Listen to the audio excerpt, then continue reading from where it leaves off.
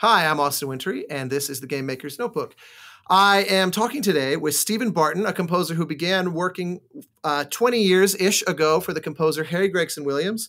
And in addition to Harry's collaborations with Kojima on the Metal Gear franchise and with Infinity Ward on the Call of Duty Modern Warfare games, both of which served as Stephen's entry point into games, we cover his extensive collaboration with Respawn on Titanfall, Apex Legends, and of course, recently, the two major Star Wars games that they've made. And then we couldn't resist talking about his parallel life in television, recently culminating in Star Trek Picard Season 3. It's a long conversation. It goes all over the place. It's full of great pearls of wisdom from Stephen, and I hope you enjoy.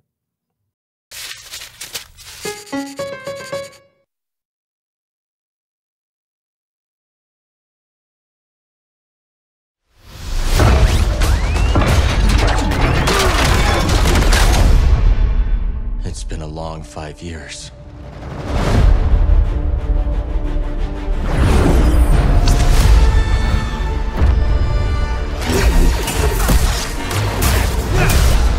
We've tried to resist.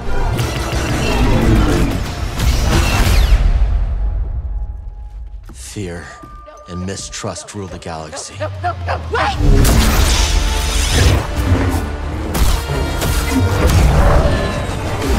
Cal, look into the fire. It will warm you, keep you company. But left unchecked, it will consume everything until there is only ash. How could you let the galaxy fall to this unworthy machine of an empire? Hope may feel beyond our grasp. But I think we finally found somewhere the Empire can't reach us. Imagine. No more looking over your shoulder. A place that's worth fighting for. No matter the cost.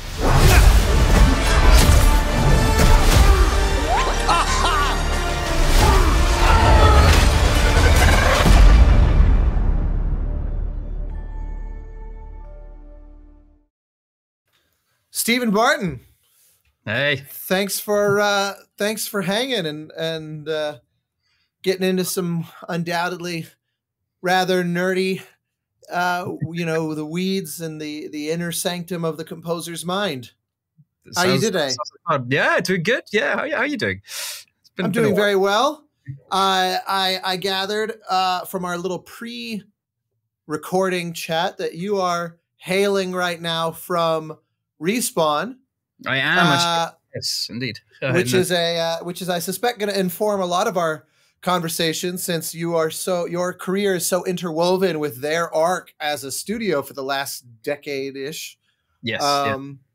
But why don't we? It might be slightly mundane, but I would love to start with kind of your earliest days and your earliest background, because I will preface by saying your name first appeared to me when, being the nerdy gamer that I am, I went hunting into the credits while playing Modern Warfare, and whenever that was, like, when was that? 2007, I think, which is quite a while ago. And if memory serves, you were working for Harry at the time, Harry Gregson Williams. Yeah. And but you were, I remember, rather prominently credited, and that was the first thing that put me on your radar. And I made this assumption at the time that by virtue of being part of his camp and by virtue of the nature of how that score sounded, that you were one of these, like, it's all about gear, it's all about technology, very much sort of music, bells and whistles forward facing, which is why it became fascinating to discover you had a very kind of, from my angle, and again, this is why I'd love for you to walk me through it, a very sort of actually grounded in sort of traditional music education, to begin with, which flew in the face of that assumption. And I love when I'm kind of proven wrong, and obviously we're going to get into the Star Wars stuff, very much a score that leverages that kind of background and education. And so there's like a fascinating right out of the gate, this mixture of stuff that all seems to theoretically run counter to one another, but obviously don't. So with that as an unnecessarily long preface, where did this all start for you?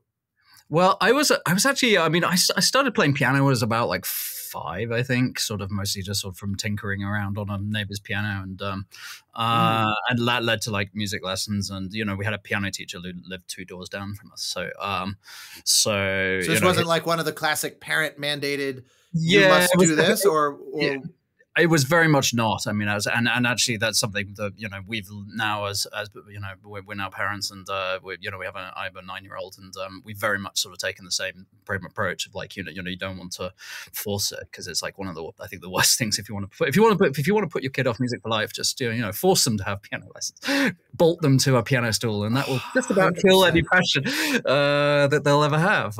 You know, so that's so yeah, no, mercifully it wasn't that. I was actually a singer as a child. I mean, that's where Harry and I kind of had a very similar kind of background. Right. We're both professional singers as children, from about age 8 to about 13. If memory serves, he entered the Hans camp via choral conducting, I think, on Crimson Tide maybe or something. Yeah, that's a good deep cut. You know your stuff. So Harry comes from the world of English choral music as I do, and quite a number of composers actually do. I mean, John Powell to a degree, I think comes from a little bit of that background, but then Tom Howe, is another, and there's Nick Lenny Smith, and I mean, there's literally a really long list. It's actually kind of hilarious. Dave Buckley as well. So yeah, and you know, I kind of, you know, was and I stopped singing when I was like 13. I mean, that was very, very, very much, it was a hard stop, and I haven't since. But yeah, you know, it was an amazing experience. I mean, you know, I got to, you know, I was on 16, 17 albums and got to tour the world pretty much. Wow. You know, so classical recordings or very much so. I mean, a lot of early music, a lot of English choral music. Right. We did a lot, but although not exclusively. I mean, you know, there's one Christmas where there is video floating around for you know, but mercifully, I don't think anyone's found it, and I don't think it probably no one will. But I did, you know, we did do a concert. Challenge accepted, dear listeners of the Game Maker's Notebook. We did a concert with Cher and Montserrat Caballé, and it's wow, you know, a bunch of stuff. I mean, it was fun. You know, it was interesting. I got to do a lot of television and things like that. So there is incriminating video footage out there somewhere. Is that a normal thing growing up kind of in the English musical ecosystem, or did you just happen to fall into that kind of subculture? I happened to fall into it. I mean, it was just it was something that I auditioned for and got in, and at the time it was very competitive. I mean, it was very, because you got a full ride scholarship to an extremely good prep school in England. So it came along with a lot of things that, you know, I don't think, you know, it was out of the reach of, you know, most of the parents of the kids who would, you know, doing it. I mean, it was very much so, and it was, you know, that. So I kind of always knew that was, you know, part of the equation. Is like, you know, you've kind of got to be good, because it's like basically it's paying your ride. So yeah, but you know, I mean, it was great, because I mean, we got to really work with a lot of the London orchestras. There's a lot of players that we even use now who I remember from those days, and you know, kind of, you know, remember very well some of the musicians. So it's a very close knit world. So my teachers, you know, taught Harry. I mean, I had teachers who taught Harry. There's a guy called, very famous choral director in England called Dr. George Guest, who was probably the sort of pinnacle of that world and pinnacle of choral music. And he was Harry's teacher, and then was later on I worked with him as well. So it was kind of an amazing thing. And you know, even when we met, I think that's why we also clicked when I started working for him, because I know his musical background, and I can sort of complete his musical sentences, as it were. I mean, I can. So that wasn't that wasn't what fed you into his world, like a shared, like some person in common that said, hey, you should meet this former student of mine who's out there doing his Hollywood thing or something, or was it coincidence that you just had this background in common? It was sort of semi-coincidence. I mean, it was like I think we were originally introduced by actually someone from Isabel Griffith's offices in the Contractor in London. And it was just something I was sort of, you know, I kind of knew it was, and I didn't actually go to university. I mean, I started working for Harry when I was about 3 weeks shy of my 19th birthday. And it was just pure happenstance. I had no idea. For some reason, we met at Abbey Road, and I was just walking around like googly-eyed because I'd never been there before. Obviously, you know, it's the inner sanctum of the holy of holies of recording studios. So, so I was just like, holy crap, this is amazing. And you know, he was. I think he basically just said, "Hey, would you like to, you know, kind of?" We very much clicked because, you know, we knew we had a million mutual friends and mutual people we knew, and so he was like, "Well, you know, I'm kind of looking for someone to help me out. Like, what do you know about like sequencers and DAWs and music technology?" And I'd actually grown up. I'd learned Logic because I went when I was about 13, 14. I stopped singing and I went to music school. In Wells at Somerset, which was a specialist music school, and I went very much as a pianist. That's what I got a scholarship to do. And I arrived there on day one and took a look around and was like, this is never going to happen, because I mean, there's 10-year-olds banging out Rack 3, and you're just like, okay, you know, unless you're at that level by the time you're about that sort of age, it's probably not going to happen. And coincidentally, the school at the time had just in the inimitable way of like a lot of sort of, you know, places that do this, they got a grant to build a studio, and they bought all the studio gear. They bought a Yamaha 2R, and you know, they had a computer with Logic set up and Sibelius, and they had no one to run it.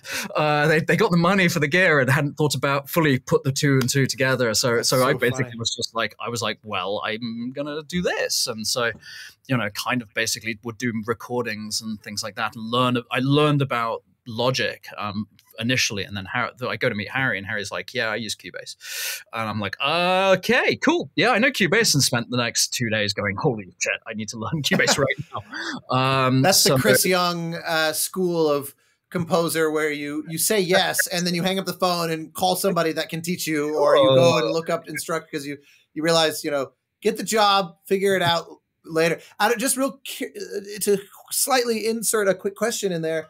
To come into it as a pianist and then pivot so hard into something that's being driven by software and hardware and a general kind of outlook on technology, were you already kind of a nerd and interested in that stuff prior? Because I think often conservatory type musicians tend to be kind of Luddites of like, they're like, I don't even know how to use my phone, because they're so used to living in this analog technology of 1,000-year tradition, right? Of just, you pick up this thing and you blow into it, or you play it, or you smash it. And it's an oddly recurring thing that like the luthier side of instrument construction is so sophisticated, and yet most musicians in that world tend to be kind of the opposite of what you're describing your teenage self as being. So what primed you the other way, if you remember?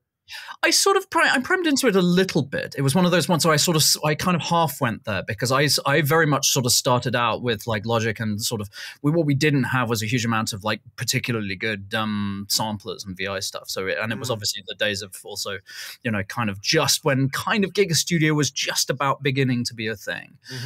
But still, you know, like, you know, when I arrived at Harry's, I mean, it was like, you know, 4 E4s running, you know, I think the old Zimmer library from way back in the day, which Harry was using, and it was like 4 E4s and 4 Roland S760s basically was the setup, and you know, and half of what you spent your time doing was rebooting the damn things, because they used to crash all the time, and you know, you'd have to get the SCSI patch bay and plug it in, and it seemed to require, and jazz discs, and it was great. Oh wow, yeah, I haven't thought about jazz discs in a long time. They were pretty wrist slitting when we think about it now. But I mean, I remember the first time someone was saying like, "Oh, you can get 100 megabytes." Yeah, I was just about to say the same thing. Like the Jazz Drive, and what was the other one that was Zip discs? Zip discs. Yeah, that was yeah. Whereas like it felt like, well, we're never going to run out of space now. Well, that was the thing. I mean, that was what blew me away about Harry, actually, because so I'd learned Logic very much of sort of like, oh, let's program with a general MIDI drum kit, and it sounded pretty terrible. Right. But it was quite a good sort of training in the sense of like, if you wanted to program a drum part, that was actually quite a, you know, because it sounded so bad, to get something good out of it, you know, you'd done pretty well. And then when the samples got better, then it was actually inordinately better, you know.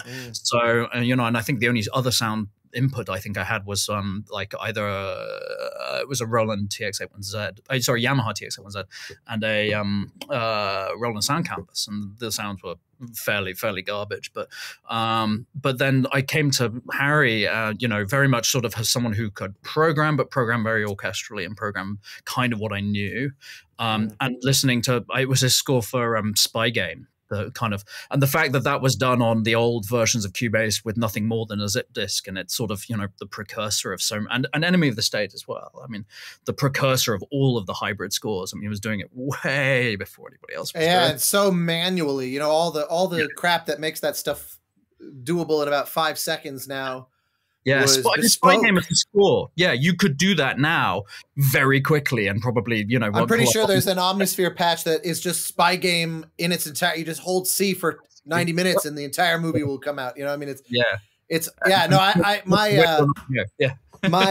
mixer that I use has a long history with Trevor Rabin, and so all that that same period they obviously did Enemy of the State together. And then same thing around that same time of like Gone in 60 Seconds, where all that stuff was so painstaking compared to how it is now. It gives me a whole new appreciation for how forward thinking and truly innovative that really was, just given how it had to be forced into existence so tediously. It's not like it was not an easy way around sort of real writing. It's quite the opposite. Oh yeah, and the funny thing was there were so many things where the precursors to things we do without even thinking about it now were done in sort of crazy ways. Like I remember the first time, you know, we booted up Giga Studio for Harry, and we had one PC running it, and none of this there was a massive limitation on how big the .gig could be, and so we used to have like top and bottom samples where we'd have like, you know, the top half of the keyboard on one patch and the bottom on the other patch and running on a separate PC. Right. And like splitting the MIDI, and it just became, I mean, it was like absolute, like, you know, kind of, it was a nightmare really. But no kidding. or there were great things like, you know, the ways they sort of tried to speed up programming. So like, I mean, Hans used to have this thing, the K2 kit, which is like the classic, you know, the drums from K2 and the rock and all something like that. But it was literally programmed out such that every sample was a different thing. There were sort of approximations of things near each other.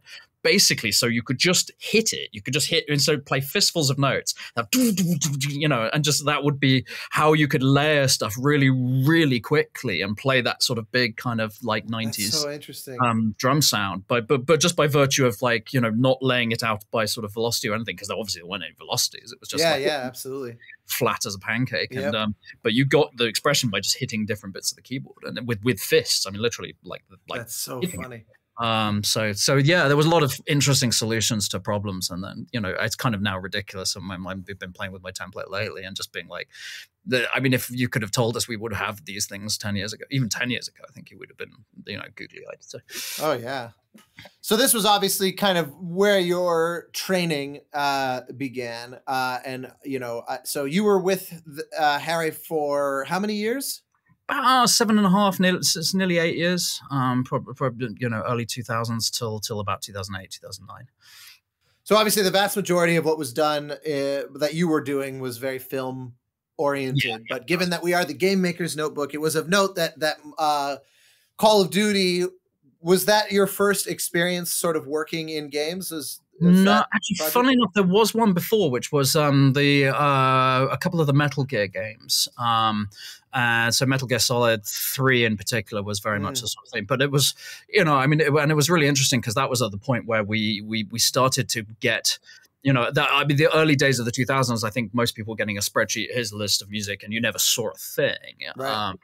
Probably maybe never even met anyone. I mean, I know Harry on Metal Gear Solid, I think they flew over and met once on the second one, and that was it. There was one meeting, and I don't think he saw any footage, and just got some sort of hilarious translations from the you know, then audio director. I don't know if they even called it audio director at the time. Right. And I'm not sure if he was still really streaming stuff off the disc, but it was certainly not too far from that era of like, there were great limitations. And we, you know, I used to remember we would get notes back of like pieces were too long. They would say like, no, this piece of music is too long. And we'd be like, well, what do you mean? It's like, who cares? It's like, you know, we don't mind it being 10 seconds. And they were like, no, you got to shorten it. It's too long. It's too big. Right. there's actual and, hardware limitations. yeah, so that was kind of and it was a very interesting thing also seeing it was sort of in that early period of the 2000s where there was very much I think a flirtation with like, now we have this hi-fi audio capability, let's hire film composers to do games, and very much that sort of worked at that point. I think it was like, and it's interesting now of the idea of whether that's becoming even possible anymore, because these things are getting so complicated, and you sort of have to now, I think, have some sort of at least a pretty decent understanding of the of how the implementation is going to work. And it's like, it's I don't know whether that will increase or decrease, or that's but it's a very interesting thing that they only ever seem to get bigger. So yeah, truly. So what was your relationship to that idea at the time, in terms of, did you find yourself particularly interest peaked at the game work relative to the film work? And actually, something that I realized I don't actually know about you on just a personal level is to what extent you are or are not just recreationally a gamer, separate from all of that. It's always my impression, just given the kind of work that you do, but I also realized I didn't know. I play a huge amount, but although in the last couple of years it's decreased somewhat. Pandemic it spiked up a little bit, sure. but often it's just finding the time now. Again, because the size of these things. I mean, what I tend to do now is I play them vicariously. So like my daughter's mine, and she's playing Tears of the Kingdom at the moment. So I'm sort of watching Tears of the Kingdom. I'm not really playing it so much, or I'll do bosses for her or help her with bosses. Right. Yeah. If it's Ganon this or Ganon that, I'll do that. But she's really, she's way better at it than I am, like way better. So, yes. The tried and true generational shift where suddenly the games become impossible from one day to the next. Yeah, she's definitely, and it's really funny her ability to flip between the controllers and the controller layouts without even really thinking about it. And I still find myself a little bit because I was very much the Call of Duty. Between going back and forth between Switch and like PS5, it's like I've had a stroke. It's like my fingers, I suddenly don't have full motor control. I envy that of a 9-year-old, the ability to just not think about that. It's My favorite was, there was a really great thing relatively recently. There was a comedian in the UK called James Acaster who did this fantastic. It was like basically a parody of like a video, and he had the Grand Theft Auto thing of like the jumping all the time, just random jumping because you were pressing the wrong buttons and you accidentally pressed jump. And that was 1,000% me. I mean, I'm literally like, So I have to be a little careful if I'm ever doing playtests with, it's the classic audio thing of actually like, the other problem I have now is that also with some of these live service games is that people are so good. It's like I'll log on to Apex now and I'm just like, I'm just toast. I'm just cannon fodder because I've talked to Gordy about this on Battlefront. When I remember when I saw the trailers for that, I was like, holy shit, they have really beautifully created these environments. Like, as a long-running Star Wars nerd, so I bought like the $90 season pass, all the shit, and I made the mistake. I was buying it on PlayStation. I've made this mistake a few times where it's like anything that requires accuracy, it's got to be PC. I can keyboard and mouse the shit out of that stuff, but ever since Halo, and there was like this expectation of playing accuracy. Even GoldenEye I was pretty good at back in the day, but somehow it got once things became like truly 3D. GoldenEye is kind of like softly 3D. You're not really, it's not a lot of verticality generally to it. And you're not really jumping and aiming and stuff. Anyway, Battlefront, I paid so much, relative to a typical game. And then I think I lasted 20 minutes before I was like, I don't think I've even fired my weapon. I've been killed so rapidly by these 14-year-olds that I literally have never played it since. I that opening day, I was like bright-eyed, and then I was forced to grow up. And especially battle royales, there's nothing like being trash talked by a 10-year-old. Oh yeah, it's absolutely savage. You're like, I helped make this game. You can shut up. I know, that's what's so. That's never a good thing. Also, the other problem is I was on a bunch of the games. I have like, Respawn, for Apex, we have like there's a dev badge. I made the mistake of equipping that one time. Never did that again. Because there's nothing like running around a map of Apex with a dev badge and getting like bottom. Oh yeah, it's just a target on you. I'm just like, this is not good. Hilarious. Yeah. So then clearly, the games stood out. So what prompted you to at some point fly the nest and strike out on your own? And what was that window? You know, what came between that and wherever the entry point was to Respawn, and if there's things in there that I don't know about. Well, so basically, yeah, I was probably 2007, 2008. I was doing a lot of work on my own, just generally, and yeah, you know, and I think Harry and I just got to a point where I was, you know, in his building and not really working for him, and doing other things, and so I think at some point in 2008, we you know, I forged out on my own and got a space in Santa Monica, and you know, I had a lot of very kind of like all over the map things initially, because it was like you know, I didn't really reconnect fully with the Respawn team, who were really the core of the Respawn team was the Infinity Ward team of, you know, Modern Warfare 2. And so I did Modern Warfare 1, you know, Hans and Lon did Modern Warfare 2. And so, you know, it was one of those ones where I was sort of trying, and, you know, kind of, it was interesting because I knew I didn't want to do anything with TV at the time. I wasn't really interested in TV at the time. And it was funny because it was like games that still at the time, generally in the, you know, the sort of the agency world, were very much sort of, it was like films, games, films, TV, and then games were, you know, very much a sort of, oh, you know, third games class. Were only if they called asking for a Lorne or a Hans, and it was like, what is this industry again? You know, like, yeah, no, it's totally different universe. It's quite funny now where you're sort of like, well, you know, it's like I think it's 9 times the size of film and TV combined, I think now, or something like that. But oh yeah, no, it's not even a competition. Yeah, but yeah, you know, I you know, so I did a bunch of stuff, but I actually didn't do too many games until Titanfall came back. And so I got a very, very random call out of the blue. I did a bunch of stuff over the years. I did, you know, a lot of stuff with a company called Titmouse, who do a lot of animation things. So I did a lot of TV animation. Did with the, you know, they make like Metalocalypse and a bunch of other things. And so I kind of just, you know, did the typical thing of sort of, you know, kind of the grind of like kind of building yourself up to the point where people are calling you as opposed to, you know, you're, you know, do you need a composer emails things, you know, so I you know, and I had some great experience along the way. I mean, I did Jennifer's Body with Teddy Shapiro as a co-score for Fox, and got to, you know, did stuff with Jason Reitman and Diablo Cody on that, and then got to, and, you know, it was fun, and then I actually ended up doing a project with Jim Cameron down in Cirque du Soleil, which was fun. I didn't know about that. 3-4 months down in New Zealand, and then nobody saw it. It was a really cool idea. It was just one of those ones of it was a 3D movie of Cirque, and, you know, a bunch of the Cirque projects put together, which, you know, it's one of those things where 3D was still sort of in its relative infancy in terms of, I think a lot of people were just like, this is a dark, slightly weird experience of watching a Cirque du Soleil show. I could just go to Vegas. So, you know, it was a limited success, but a lot of fun to do, and actually a lot of fun working with Jim. But then, yeah, I got this very strange call out of the blue to come to a building in Van Nuys, and I knew it was Vince Zampella, and I knew it was Steve Fukuda, who had been the director on Modern Warfare 1.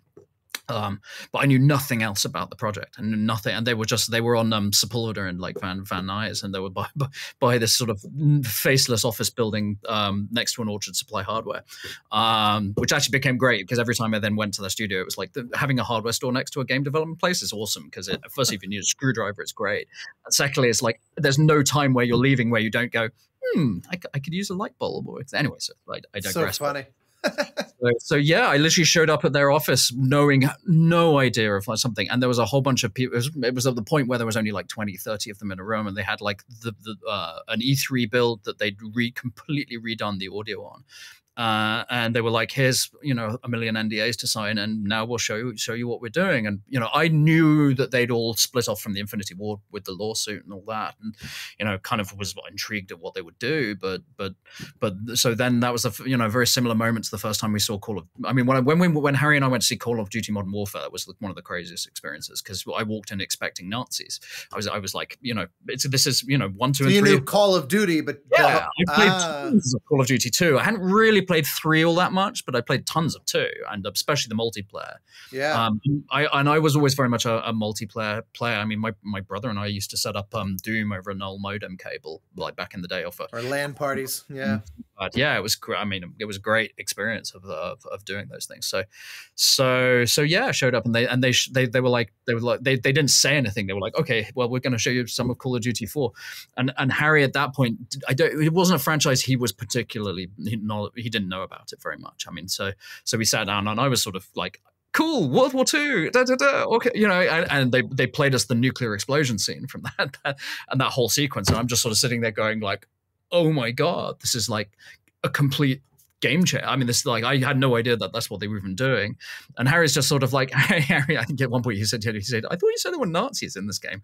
Like, no, you've got to understand, they've completely done something different, and I had no idea that this was what we were expecting. So that was great. And Titanfall was a very similar experience of just coming in and they were like, well, here's this thing, and we're going to try and make a fully multiplayer campaign, and that at the time was mind blowing as well. So it was it's been every time they call me and say like, oh, they've got something, I'm always like, okay, here we go.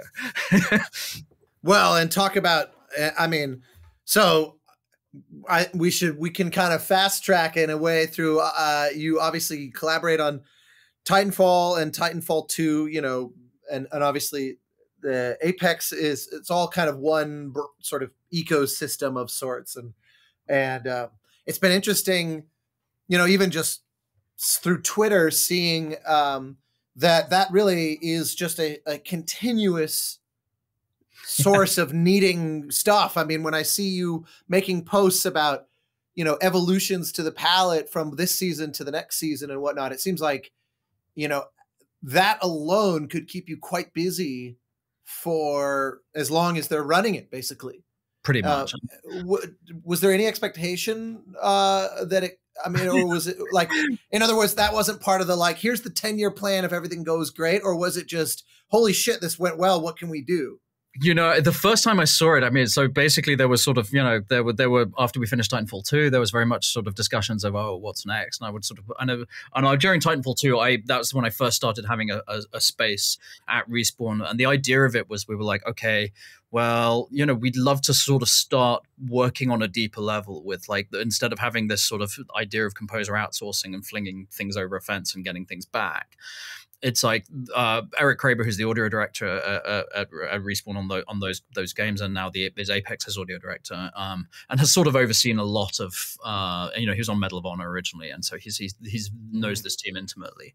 But we sort of started saying, oh, this is getting a little ridiculous in the sense of these things are so big, and you can't really describe them the way you want them to work without sitting there and playing it. And I'm like, well, I'm cool to playtest. I'd love to playtest this stuff.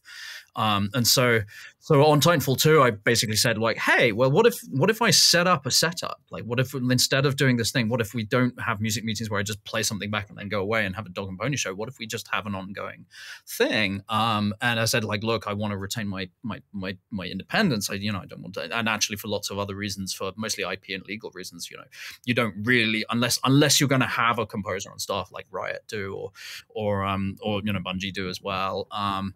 It's a tricky thing for most game developers. It's in fact the last thing they want on their payroll. So and I didn't want that anyway. You know, well, not to mention that, you know, when other opportunities come up, especially, you know, like most things don't need 9 to 5, 40-hour week composing duties.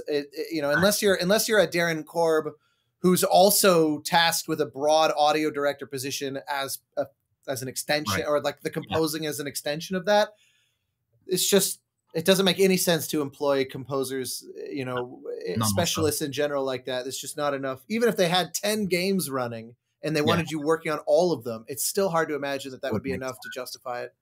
Yeah, and it's, you know, and also I think the diversity of what you end up doing. So the fact of being able to dip into a bit of TV, a bit of film here and there is only informative. I mean, it's like actually quite a good thing to sort of see all sort of sets of the mindsets of how you go about it, because it just makes your, you know, potential of what you can do on a game or your vision of what you can do on a game a bit better, I think.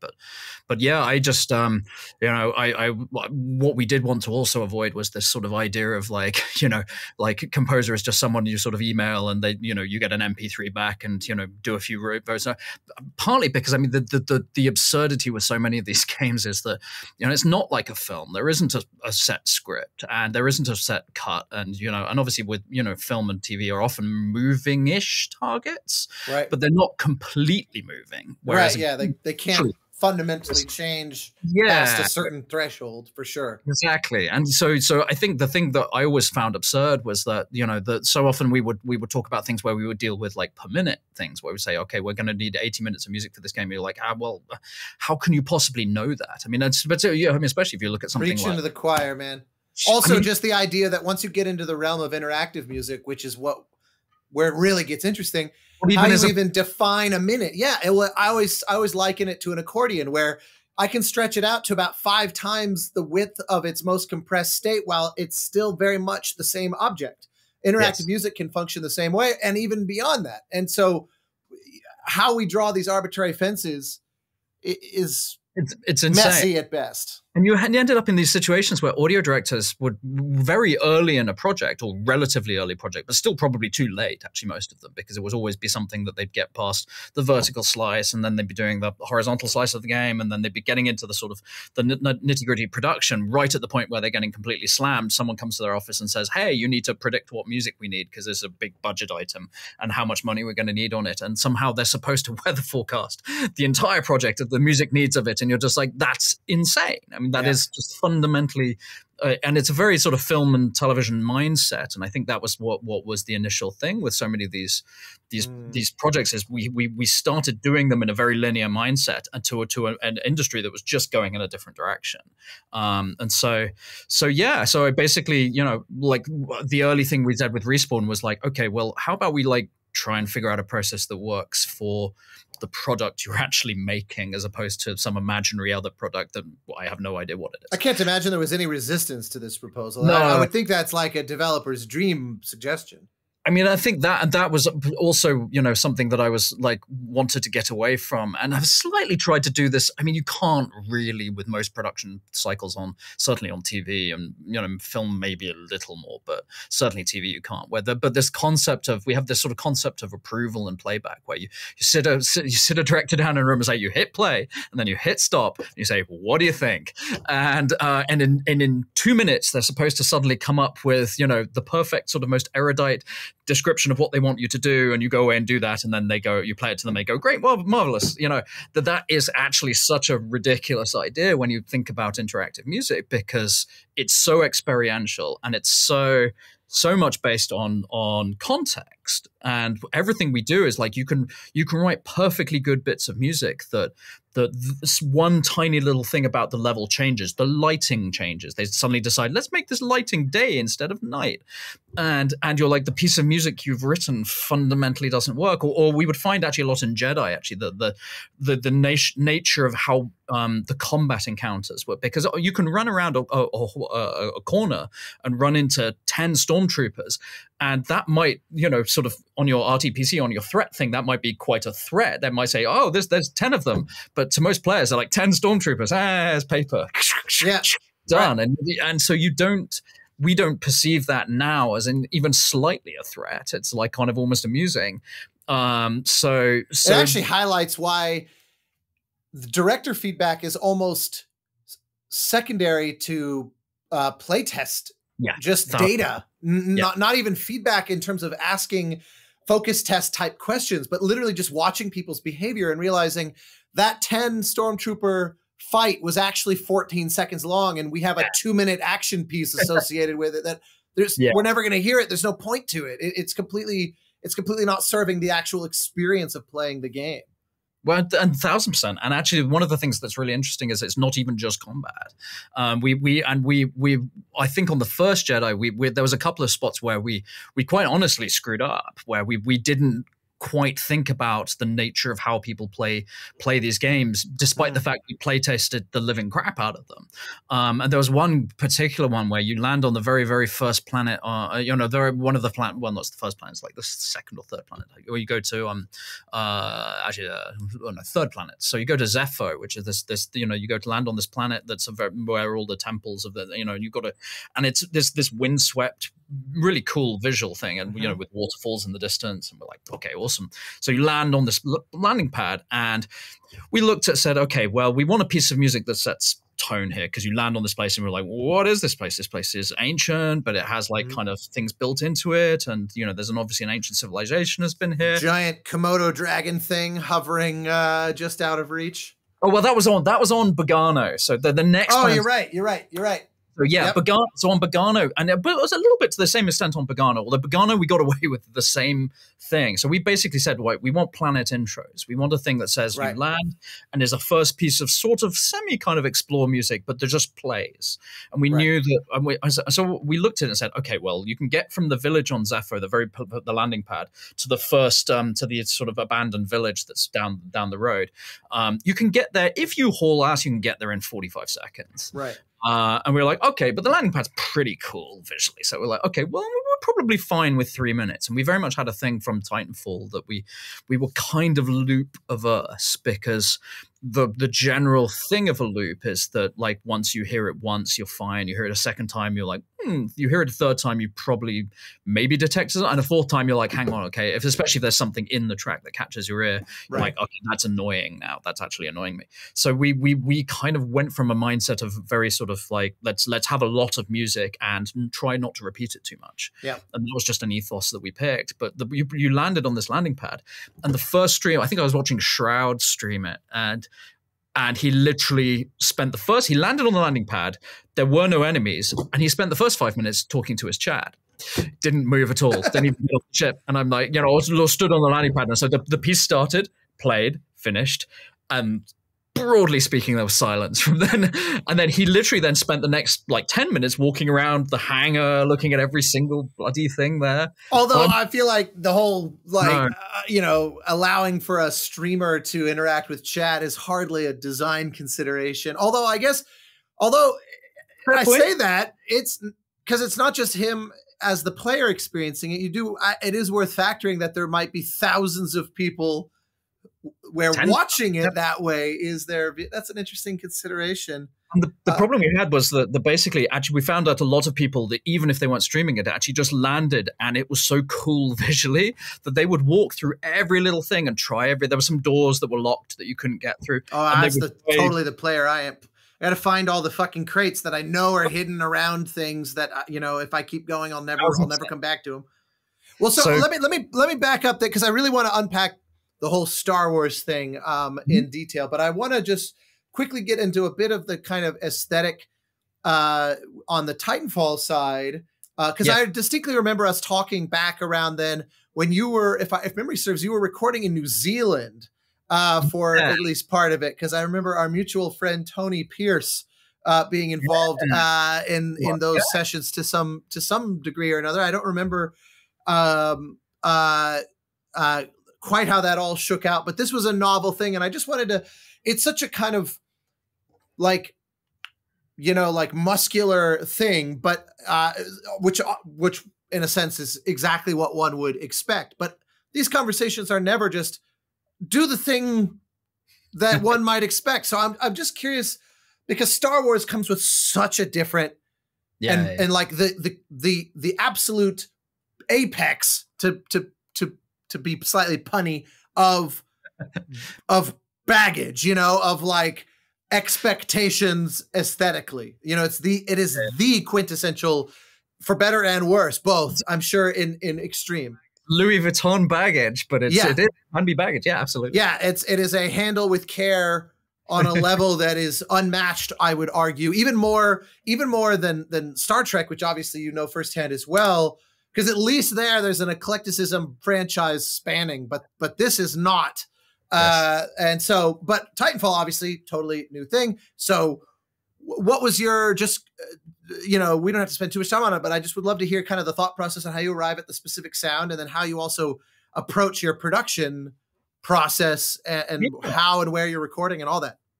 That basically, I think that was the first point at which I started to try and think about production, actually. Like, because truth be told, up to then, it's very much sort of like, you know, it was very much a sort of make your demo, go record it, you know, maybe some of the synths are in the final thing, and listen to the mixer does, and approve it or not, and then walk away.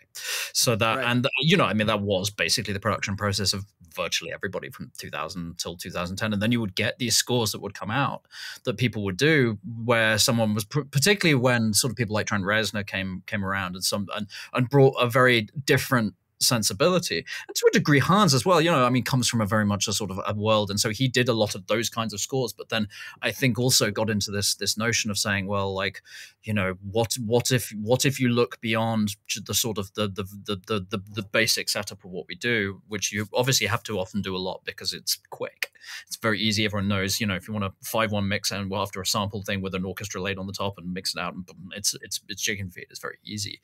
But sort of saying, okay, well, what if you want to do something different? And you know, other scores that come to mind are things like, you know, like what Johnny Greenwood was doing, like, you know, they would bring their sensibility to it, and suddenly everyone was sort of leaping on that, going, well, this is really cool because it sounded different.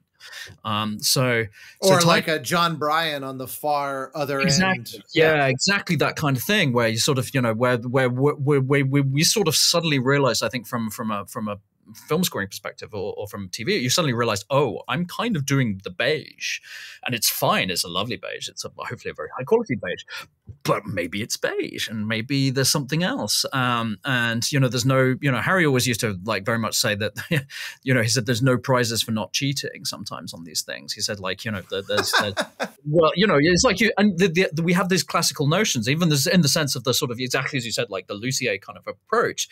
We have a sort of thing where like you write orchestral music and school tells you, okay, well, everyone has to be able to sit on a concert hall stage, and you sit in row J and it'll balance nicely. Right. And that's a world I came from. I very much came from that sort of thing of, like, you know, live performance and, you know, working with orchestras and in either good or terrible acoustics, depending on what you're doing. And it was all about a singular entity. You create a singular entity, record it, go away, kind of thing. And this idea of like, oh, well, you don't have to do that. Well, maybe you can stripe things, and are there pros and cons to that? You know, maybe you record things separately. You record the brass separately, such that they can belt the living crap out of it. I was gonna say, yeah, I mean, you know, we mentioned like Crimson Tide, for example. I remember there's an interesting case study of, in that early mid 90s, like 93 to 96, Hans, you can see him figuring this out, because you compare a score like Backdraft, you know, Shirley Walker, traditionally recorded orchestra, but you can feel it's like an orchestra bursting at the seams, and it doesn't really work. Like, it's musically awesome, but it doesn't sound like it's supposed to be played as this tutti 75-piece group thing. Because then you go to Crimson Tide, where they're clearly tracking everybody separately, and it's like that remote control, what we would now call remote control sound, is born of just like, this is like a fucking rock band, but it's all orchestral instruments.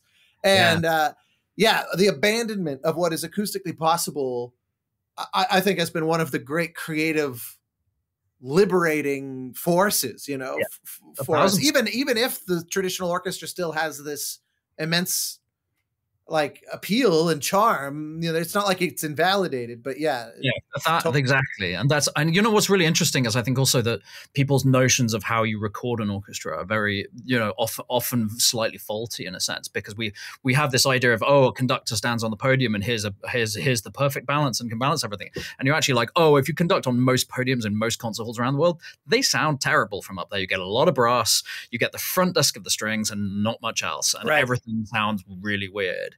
And you know, I did a lot of stuff at Abbey Road when we had the spatial audio thing, which is something I always had a deep interest in, was starting to come out, where we were doing a lot of binaural work. And I was doing some research with Qualcomm and Abbey Road, and we would take the binaural dummy head and just literally put it around the room, and it's amazing how awful it sounds. And we as composers often stand in the room as a studio, and you're like, oh, it's cool, there's something in that. But it's funny enough, you put a dummy head in, and then you listen to the recording, you're like, wow, I've got either a ton of flute flute one like sitting right by my right ear, and like that sounds really bad, or and it's nowhere near balanced, and and even down to the way you play instruments. I mean, like a bass drum in its simplest form, if you hit it really hard, you get an amazing crack out of it. Right. But no bottom end. Yeah. I mean, there's nothing at the bottom end. Yeah, but it's like a snare almost. Yeah. Exactly, and so what you want out of the bass drum often in a cinema, you want the low end, and so if you hit it really softly, and suddenly thinking, okay, well, we can cheat here. We don't have to sort of make it and basically have a compromise. We can have our cake and eat it. You can record a pass where you record it really softly, or you can layer a pass where you hit it really hard and mix the two and come up with a hyper real sound that doesn't actually bear any resemblance to what was existing in the room in reality, but is actually what you want from it. This is one of the things that I also really appreciate about the session musicians that really embrace the idea of being part of this process. And they don't think of themselves as classical musicians, as hired guns in the studio, but they'll come into the booth and they'll realize what you're after and how they can. I remember once people sang Jim Thatcher, this sort of legendary LA horn player. They go, what makes him legendary is he understands how to play to the mic. He's not projecting to the nosebleeds at the Dorothy Chandler Pavilion when he plays on the Todd AO scoring stage or Fox or Sony or whatever. He actually understands, he looks around, he sees the mics, he understands the fundamental difference and knows how to physically aim the horn, the kind of tone color that gives you that Hollywood sound. And I remember that was such an enlightening thing when someone pointed that out to me, that it's exactly the same as your bass drum comparison. It's a different art. That's a really interesting one, because actually, funny enough, the thing about the French horn is the sound that we really like from a French horn, generally speaking, fires the wrong direction. It's actually behind. And so when people started doing more film score recording, they started realizing, and I think they started doing like the spot miking on stuff in the 80s, a bit more like this, where they started going, oh, actually, you want your horn spot microphones behind the French horns. You don't want them in front at all, because that's the sort of the brassy, really Goldsmithian sound it's going the wrong direction with those players, and you can't obviously. Plus, you need at least 50% of the signal to be like from the tree or something, because horns. Yeah. You need the secondary horns. Don't sound like horns unless you're getting all the bounce back, all the secondary reflection, because they're odd beasts in that way. And this is the kind of stuff that I really always, every time. There was this interesting idea that it's almost a faux pas for the musicians to come into the booth and listen. And I always thought that was odd, because they would come in and they would go, oh, wow. I suddenly, especially hearing the prelays kind of, and not just through a little earbud, but really properly, I suddenly have a whole different idea of how we ought to be doing this, and undoubtedly a far better one. Totally. And, even from your way that you manage a session, one of the things I realized very early on is that composers would frequently, who didn't conduct, would sit in the booth. And the number of times they would hit on the talkback and they'd only talk to the conductor.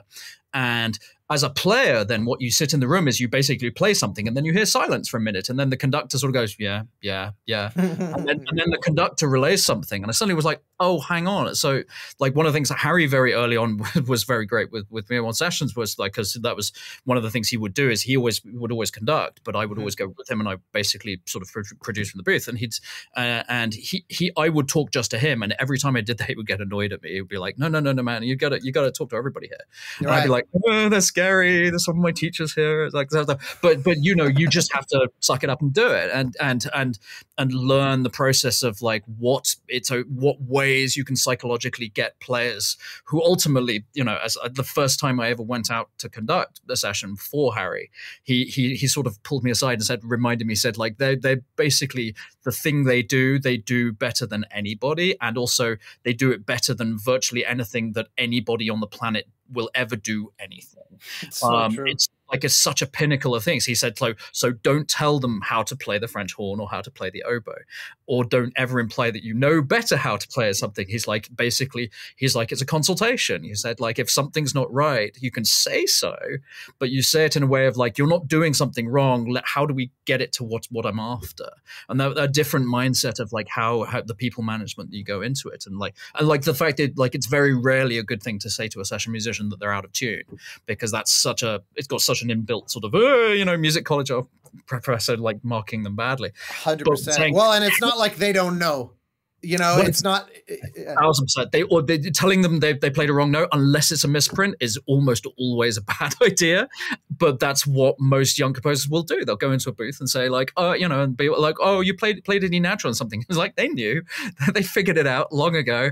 They've already marked it in their part, and they're kind of annoyed that you just pointed it out in front of 90 people. Yep. So it's just a fascinating process of how you interact. And I guess it's sort of, you know, I was always liken it to it's like, how do you coach like Tiger Woods to play golf or Roger Federer to play tennis? I mean, their coaches can't play it better than them. Yeah, but what they can do is ask questions and say like, well, you know, how did that feel, or what did you do? You know, and and that's ultimately great comparison. We're working with the Roger Federers of orchestral music. I mean, that's what they are, the session musicians. So to that end, how did you land on New Zealand?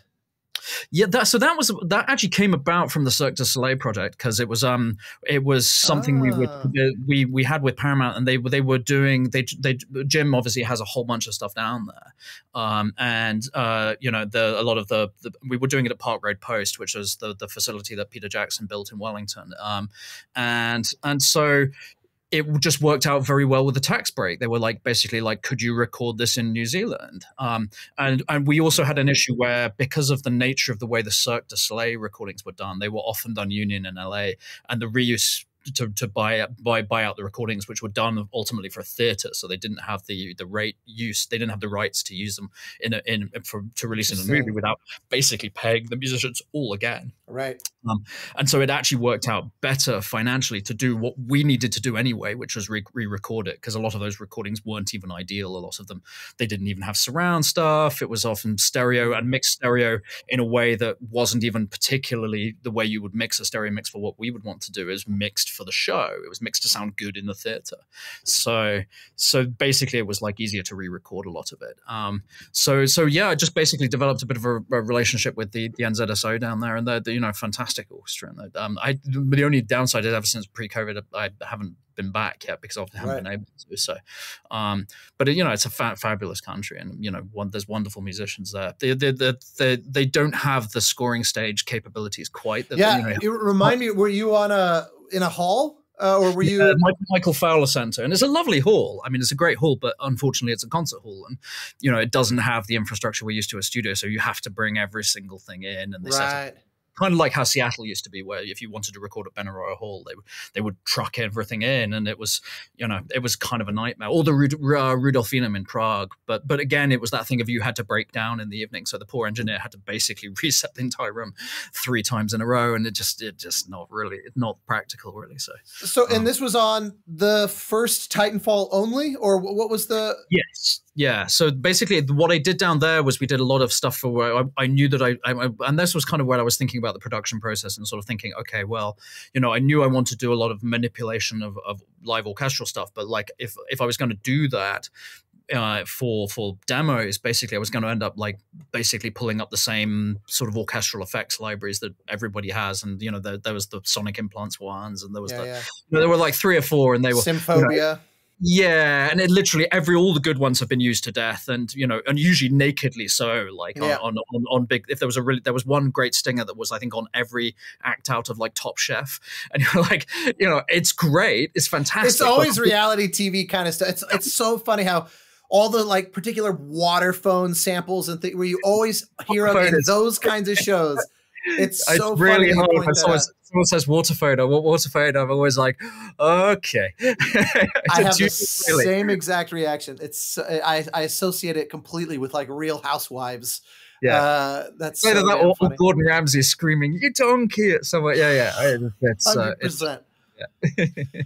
So then what have you done subsequent? Were these done in London then subsequent to that, or yeah, so Titanfall 2 we did most of that in London, and that was very much sort of you know, kind of, we did some of Titanfall 1 in London. I mean, one of the things on Titanfall 1 we wanted to do was have very much 2 sounds, so we have there's the 2 factions, the IMC and the militia, and Eric's idea originally when he pitched this, he said like, I'd love to hear one, I do almost want to hear 2 kinds of distortion. They wanted both things to have an edge to them, but he's like, I'd love one to have like a digital edge to it, like a real kind of wall of noise, digital sort of distortion, and I'd like the other to have a really gritty analog amps turned up to 11 kind of distortion. But even on the orchestra, so for things like for the Militia on Titanfall 1, we recorded all of that in Studio 2 at Abbey with a much smaller section, and had like some really wacky stuff of like putting like boundary mics on the floor and stuff like that, which we ended up using a lot of, and like using like cheap microphones and then running them through and basically putting out as much as we possibly could, and then going through and building it in the mix.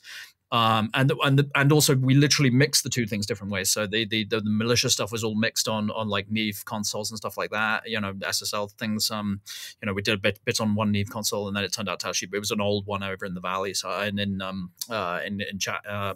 Chatsworth, Calabasas, at a sort of grungy old studio that I was doing some stuff at, which now I don't think is even there anymore. But then the digital stuff we mixed very much. It was all in the box. The complete opposite. So we literally said, okay, let's see if we can use the production process to make two completely different sounds.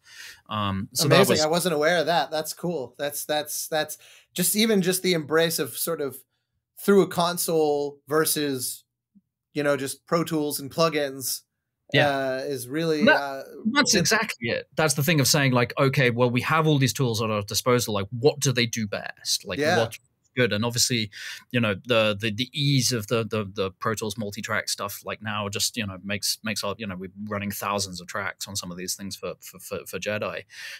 But it's I think that mindfulness about the production process is saying like, how can you make the entire process serve the project you're working on? Not just, you know, even down to sort of saying, okay, well, like on Jedi, one of the things we did very early on was said, we have different sections of this game. We'd love to like have orchestras that don't resemble, like, so there's one orchestra on Jedi that we have that is we use a lot on Kobo, on the sort of, it's very sort of rusticy kind of planet, and the orchestra is literally there's no flutes, there's no bassoons, there's no oboes, there's 8 clarinets and actually 4 clarinets and 4 basset horns, then Wagner tube, and it was basically what I was doing was like picking all of the dark versions of every instrument. So like we're using Wagner tubas instead of horns, euphoniums instead of trombones.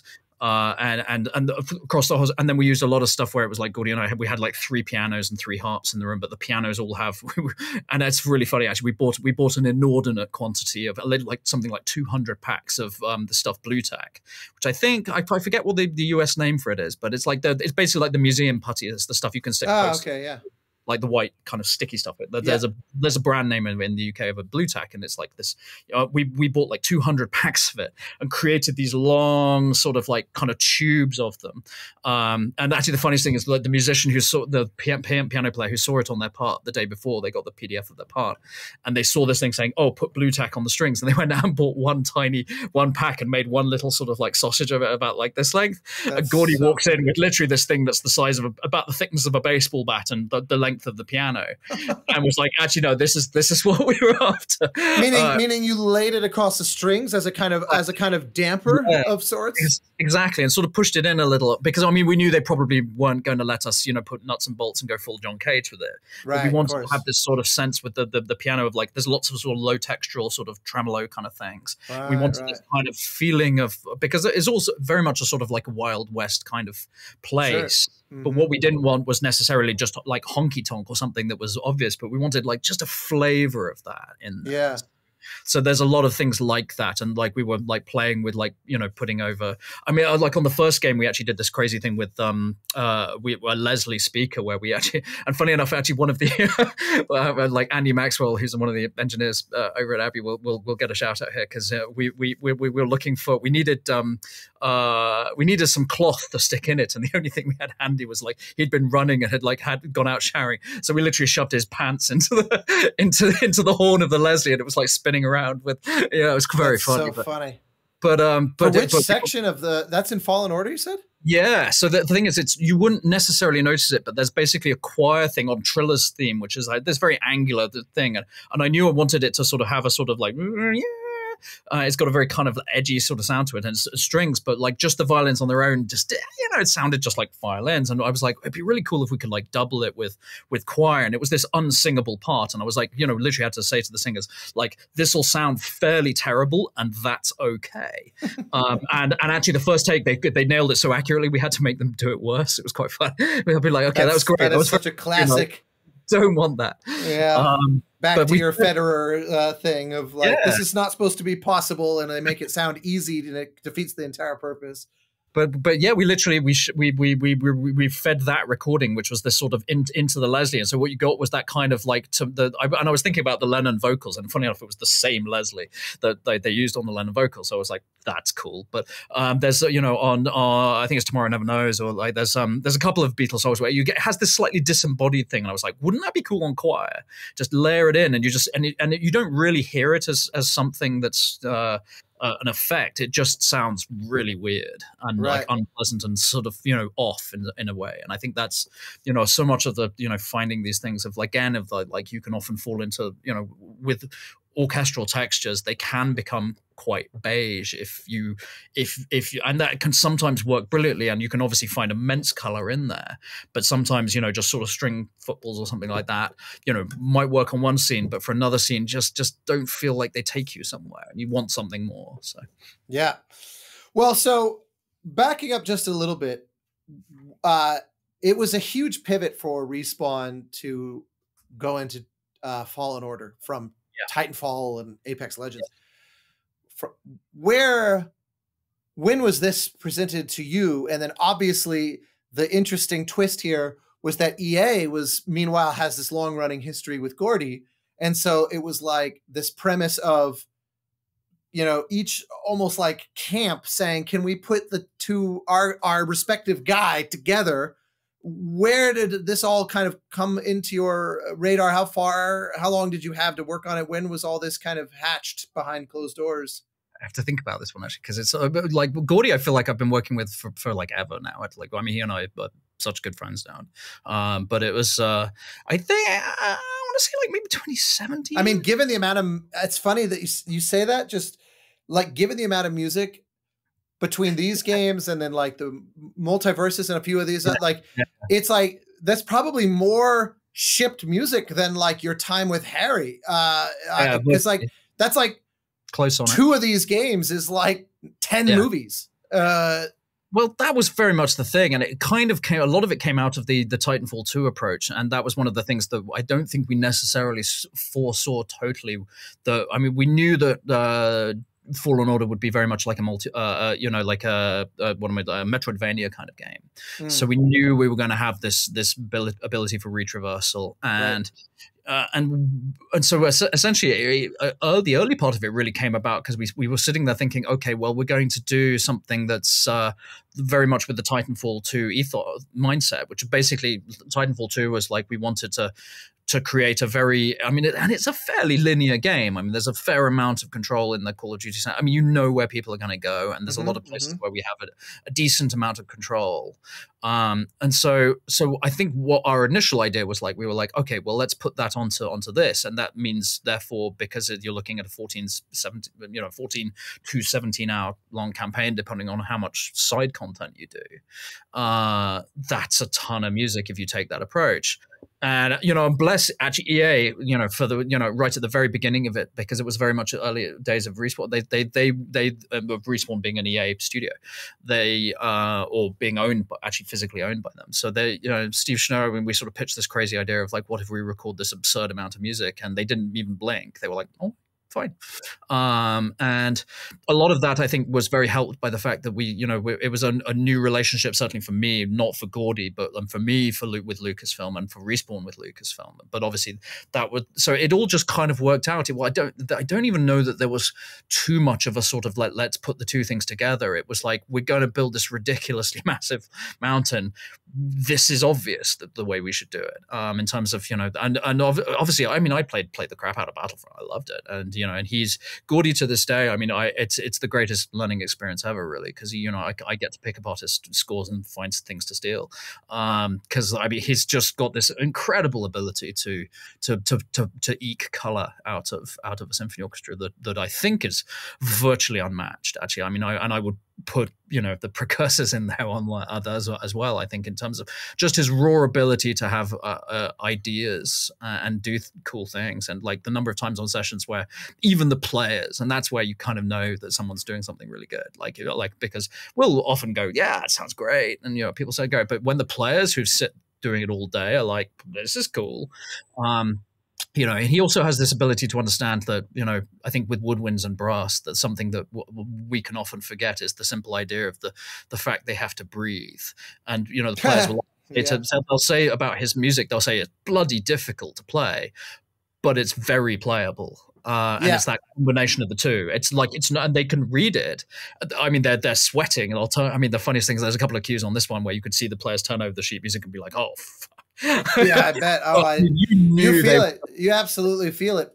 So, even in the context of playing the game, where it's sitting in a broader mix of lightsaber sounds and death and blah blah blah, you still feel the virtuosic demands on the performers in some of these big set pieces where you're just like, what I know, I've done enough sessions in my life to know those are the most fun days for them, where they're sweating bullets, because the football stuff is quite boring by comparison, you know. And whenever they're turning over that page and seeing just a wall of black and going, holy shit, all right, I gotta, you know, you can always tell when you catch them with their pants down, because the next morning they show up 30 minutes early and they're woodshedding to warm up for the session a lot earlier than they were the day before. Oh, we had that like almost every session, and it was one of those ones where, and we started getting requests. Actually, you know, our copyists, they were like, we need the music in advance on some of these. We'd like, and it was one of those ones where they. I mean, the playing is still incredible, and I think it is that thing of like they'd much rather be challenged than. And funny enough, I think also when you often do those things where it's very simple parts and footballs, those are often the hardest things because you start sort of second guessing yourself, because it's like, oh, this is easy and play it, but it's almost like you start listening to they start overcorrecting the intonation, or they start overplaying things, and you're sort of, you know, where it's just something and nothing. And so that was always the idea when we started it. We were sort of like, oh, you know, and I think for me it was very interesting, because I was coming to this world which he knew backwards, but I obviously was very, very tight on the Respawn side. And I think one of the things that we were able to do was say, okay, well, we know we're going to want to go to a deeper level with the implementation here, and this is something that like with my being here, I can actually sort of sit and see it. I can literally go and watch some, you know, them in and say like, well, what about this? What about that? And that's only increased with the second game. I mean, that's in terms of, you know, thing. But actually, Gordy now, he's only down the road. I mean, he comes in, you know, we one of the things we've made the hallmark of it as much as we could during COVID, but now certainly all the time is we play test the crap out of it, and we watch it ourselves, and even when we sort of like, you know, kind of do demo stuff, we'll listen to it as much in context and play it in context and look at it, because there's no other.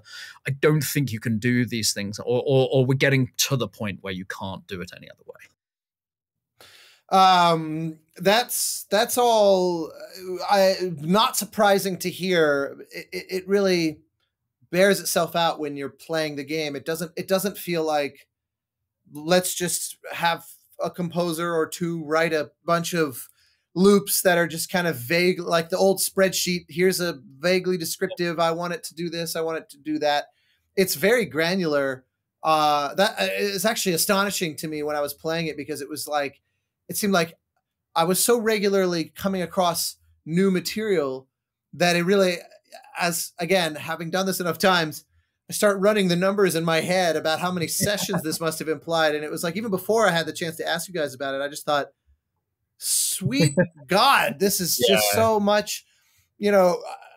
My brain immediately goes to all the pragmatic, like how much fucking paper was needed to even just support like the librarian needs of a session like that. I mean, it's absolutely insane, completely nuts. I mean, I think we had it was like a couple of thousand pages of score, certainly over 2,000. I was at Gordy's house not that long ago and saw the big leather bound fucking, you know, someday those books will be the subject of their own Indiana Jones style archaeological sort of find of this is someone will make the mistake of thinking this is the history of all Star Wars music. No, it's just this one game. Yeah, Jedi. I think the score, the bound score copies that we have, like I think they something were like £35 or something. They're pretty heavy. It's a gnarly, yeah. So one question I'm just curious about then is when they told you, okay, like to Fallen Order, this is going to be our next thing. Was it from the jump? We want this to be very faithful to the Williams sound, like whereas nowadays it's kind of a free for all. There's some that is you have things like Andor, which are almost like rebuttals to the. It's not even that they're doing their own thing. It's almost like they're conscientiously going, let me show you how different I can be from that. And obviously it's polarizing. I actually it quite grew on me quite quickly, but I do have a soft spot as a long-running, just lifelong fan, as a Star Wars nut, and as a John Williams admirer. It's hard not to appreciate. But was there a discussion of, okay, can you nail this? Never mind the Gordy of it, that he had the practice already, but just the like, this is a very specific thing. And for anybody that has ever spent more than 5 seconds composing, realizing it is a fucking hard thing to get right. Williams is a shockingly sophisticated writer, and it's not an easy thing to just do. Yeah, it was very interesting because I think there were sort of differing viewpoints of that. I mean, so there was internally, like at Respawn. Yeah, so very much. I mean, when we were talking with Lucas about it, I mean, very much, their job is to protect the brand, and their job is, and basically, and it isn't a thing of like you can't do anything that doesn't sound like John Williams. That's very much not what they do. It's, if you want to, you've got to justify it. You've got to tell us why this thing. And often what they ended up as sort of being, it's an interesting process, because I think my initial sort of thing with it was I was like, oh God, that sounds really combative. It's like, we want to do something different. We have to sort of like sell the shit out of it. But I mean, but it makes total sense in the same breath, because you're sort of like, it's being able to sort of to explain it, and anything that where we could sort of line up and say, look, this is what we're trying to do, they would absolutely go with 1,000%. And it was almost just almost like a process of like, we want to make sure you thought about it and didn't do anything in a kind of unthinking kind of way. Sure. But very much, there was an element of like, we want this to be the backbone of it. Versus also we had Stig Asmussen, who's Stig's one of those directors who I think if you it's not that he doesn't like a symphony orchestra, and Ridley Scott's exactly the same, by the way. It's like it's not that they don't like a symphony orchestra. I think Jim actually, Cameron's about the same. It's that they don't go sort of weak at the knees when they see an orchestra, right? And you get directors who do. I mean, get on the scoring stage who just like become useless blancmanges of you're saying like, do you like this? And they're like, it's the coolest thing I've ever heard. You're like, that's no help to me whatsoever. I'm actually just asking you whether you have opinions on which we played. And they just are so sort of kind of like bamboozled by it, and it's rather charming and rather sweet, and then also a bit of a pain if you only got to have 10 minutes left on your session and you're trying to find out whether they like something or not. My first experience of what you're describing was when I coughed up money on one of the very first indie features I ever did, almost 20 years ago now. It was one of those where I thought, this is an opportunity. I had a little nest egg from another job, and so I decided to spend it all on this film. I went way over budget on their little package deal. And we did a session. I actually convinced them to do it Union in LA, and we were able to do like maybe a 45 or so like strings. It's just strings at Capitol in Studio A. And I remember the director came out onto the floor of the studio, and he had tears in his eyes because he realized there's about 3 times more people in this orchestra than have cumulatively worked on the film up to this point, because it's a tiny little indie feature, Was that Captain Abu Ray thing? No, this was before that. This was this. Although that was actually pretty similar. That was also low budget indie film where we were, one of your directors in trouble as well. It's like you hear people playing music and it's on your movie, and I completely sympathize. Yeah, well, and it feels so overwhelming because you think like, oh, well, we have our DP, we have our actors, we have our this, and even that, but then it's just like 50 people all working together as like this flock of birds. it's completely overwhelming to them. And it's actually, like you said, it's very kind of endearing and charming, even if it's very counterproductive in the moment. Well, I mean, the other thing is, there's also music is something that, like, I think you find that people sort of walk into that room and they sense the ability and they sense there's a collective thing, because it's. And on set is like most people have directors have a fairly decent idea of like whether what they're looking through the lens is what they want, and maybe they don't know the specific thing of like what they want to tell the focus puller to do, or the shutter speed on the camera or whatever. They don't necessarily know the nuts and bolts, but it's a very sort of thing. But whereas people often walk into music and like they just don't know what to say, they don't know how to articulate it and clam up, and it's like it's very, very sweet, actually. And actually, you find actually a lot of the time, like on the scoring stages, like you'll see directors who are happy on a set with 200 people, where I'll say, "Hey, come on out, I'll introduce you to the orchestra." They're like, "No, yeah, no, I want to go to the room. I can't go near these people." That's so funny. Anyway, I love that. So one thing I'm also curious about is you kind of already hinted at this with regard to the implementation, but the evolution from Fallen Order to Jedi Survivor, it seemed like Survivor just in general feels like a more ambitious project across every dimension, like from the development side of it to the musical side of it to writing, everything visually, mechanics, even just the fucking platforming is 1,000 times more involved in the sequel than the first. So how did that how did you guys digest that? What sort of, where'd you pick your battles in that front, and what changed fundamentally? Well, I think the biggest thing that we knew at the very outset was that we didn't really have a narrative mechanic to take away abilities from you. So we didn't have the ability to sort of kind of like have Link, like he does in Tears of the Kingdom, face a boss who takes away all his health bar and takes away his ability, completely decimates him in the first scene. We knew that just doesn't really work with the Jedi thing. There's no sort of like, he gets bunked on the head and like forgets how to do force push or something. So I think throughout the whole production, everybody knew that we were the characters kind of start from where we left off, and or maybe with a few years sort of beyond, and obviously the game takes place a number of years later, but which allows us, I think, to sort of make changes and be different with it, because I mean that was one of the things, is we left off with very much a thing saying where to now, and what we don't tell you is what they sort of did. I mean, we kind of allude to it, but there's a big gap there. There's obviously many things at the beginning of the game have we realized lots have happened. The crew's kind of broken up, and I think that's where Gordy and I started from, was this knowledge that it wasn't the positivity of the first game. So the first game 1,000% is about sort of Cal's the eagle-eyed. I mean, he's just absolutely he's ready to go, bright-eyed, bushy-tailed, and just wants to do the right thing.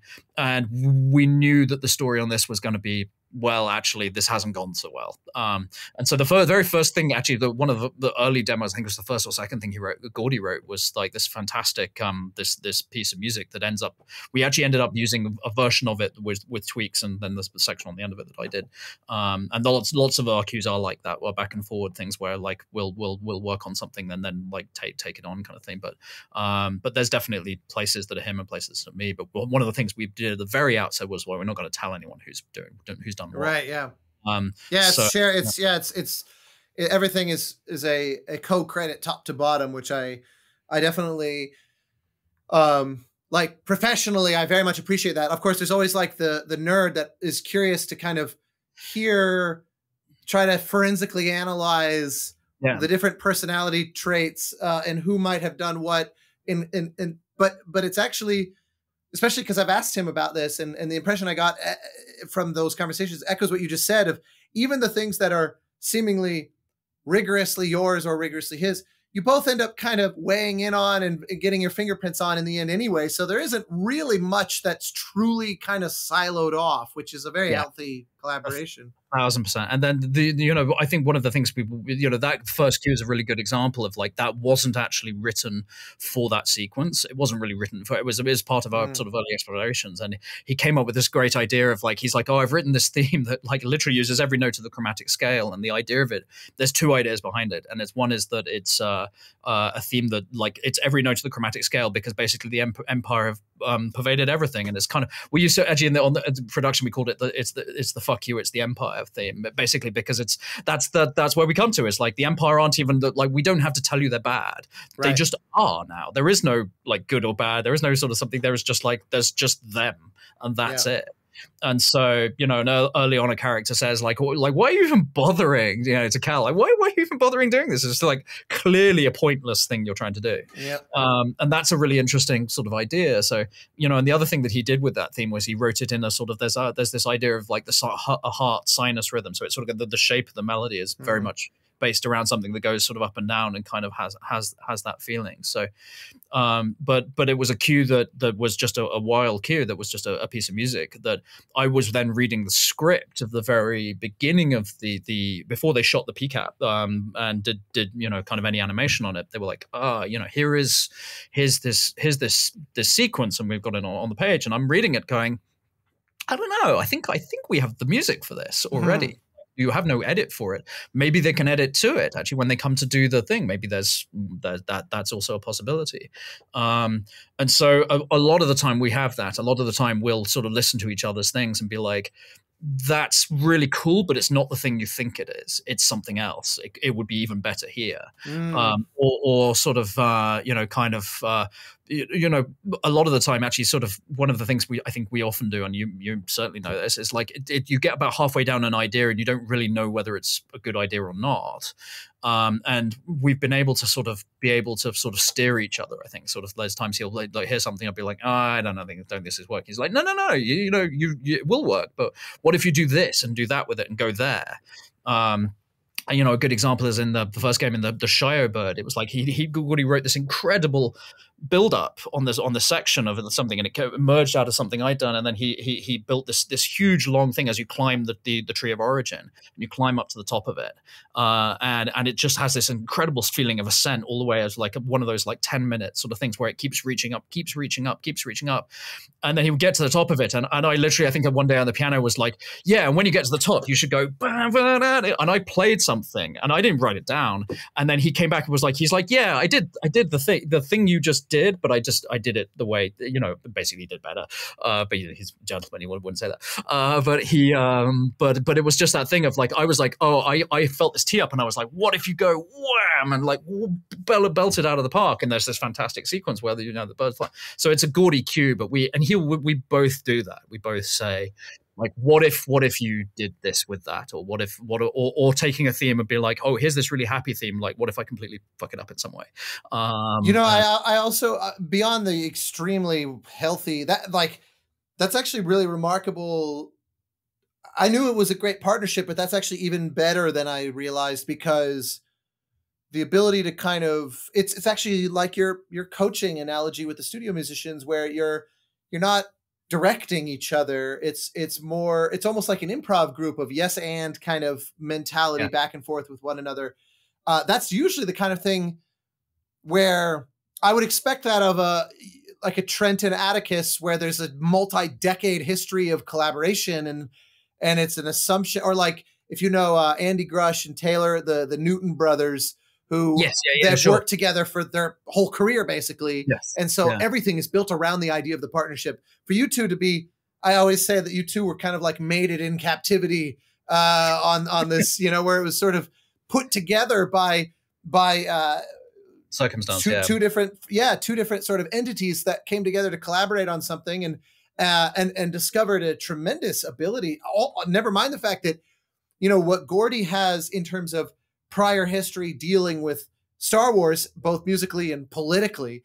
You are way more integrated into the game developer and able to sort of navigate that in a way that's atypical for any composer, but obviously on a project like this, especially so. So it's like a kind of a marriage made in heaven in so many ways. It's actually quite shocking. The more I learn about it, the more I'm kind of in awe that it all worked out so incredibly. It is really funny, and as well, because it was one of the things where it was I think we also come at the, like a very early thing we wanted to do on both games was not look at the John Williams stuff specifically, actually, not very much at all, which Gordy knows it back to front. I mean, literally, like there is no person. I mean, that's the hilarious thing of whenever we have meetings with anyone else, basically, and they'll be like, well, John Williams does this. I'm like, I almost want to be like, there is no better expert than this guy. Yeah. So you can tell him all you want about like what John Williams does is like, he's like probably read the pen and paper score and the 12-line sketch, and it's like he knows it on a level way deeper than I think virtually anyone other than John, probably. If not more than him.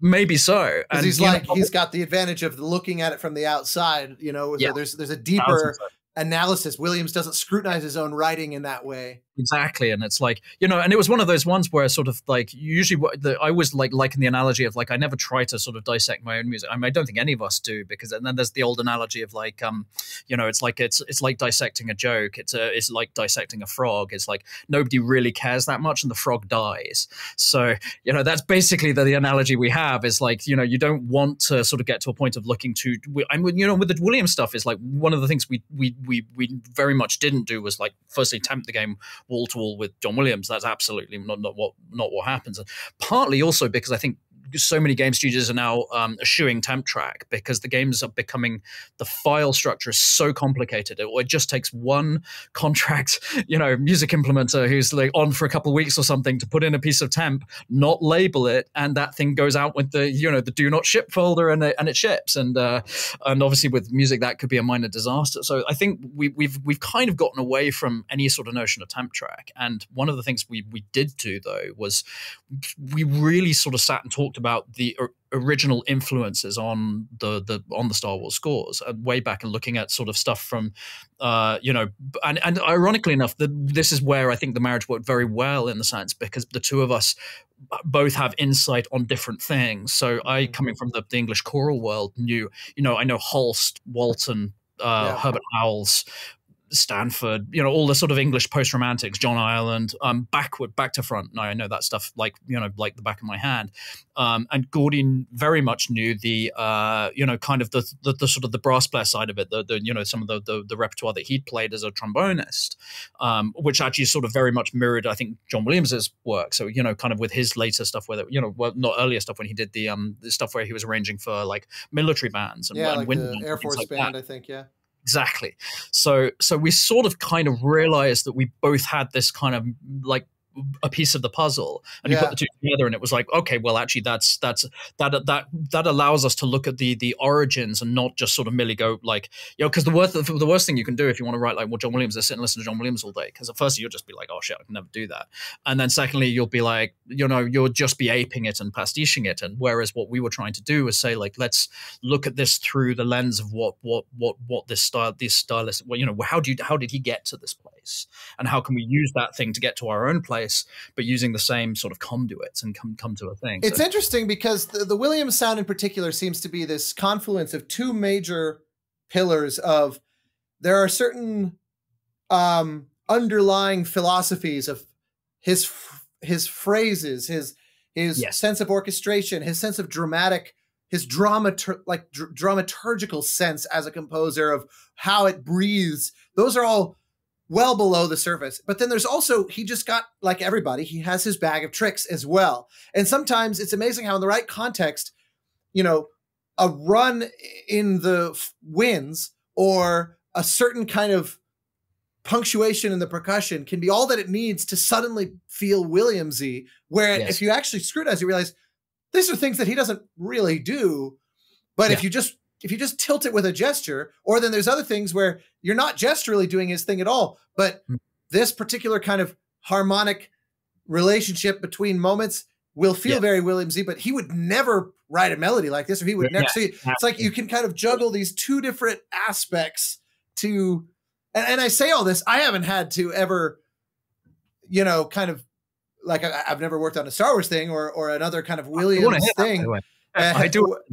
It would be a fascinating experience, I'm sure, but I can understand it, even though I recognize it's a lot easier to talk about it because, again, a lot of composers have tried this over the years, and generally speaking, I find the results quite unsatisfying because it's like I've met John Williams, you're no John Williams. Like it's that kind of thing, where it's not easy to do satisfactorily, especially when the actually like most satisfying version is not mindless imitation. But it's like most people, in falling short of that, they fall so far short of it that it feels like, well, you actually don't know how to even get to that point. Again, it's a high bar. There are really talented people that have tried this, and so this was why I was very impressed. Like as a Star Wars fan, also just as a LucasArts 90s Star Wars fan, these games were such a return to form of like the golden era of Dark Forces and those kinds of that it all just added up to me in a way that I played the hell out of Jedi Knight. Actually, that was the Kyle Katarn games. I thought they were so good. Mysteries of the Sith, man, I'll never forget. Yeah, that was a good game. When you play as Mara Jade, and it was the first game that I had ever played that had volumetric colored lighting. That was like, it was even in their press that you walk into a space and there's actual volumetric lighting that's not just white. And that was like a big deal at the time. Yeah. And such a... I mean, there was one game, also their ability to make sort of relative... I mean, it's funny how now I'll now go back and occasionally look at some bits of those things. And like, I think they had the Ysalamiri or the Ysalamiri on the one planet where the final boss, where on the final planet in, I think it was Jedi Knight 2, or Jedi Plus. And they were scary as fuck at the time. And now I look back and go, wow, they look really goofy. But it was the incredible ability with what we had to make, that was what they had available to them, but did a thing and got you in the feels. And musically, I mean, I think the interesting thing about it as well is that something I learned very much from Harry was that you have to be doing something in terms of a sort of an emotional move, and generally speaking, at any time you're not doing that, you're probably not doing something that you could be doing.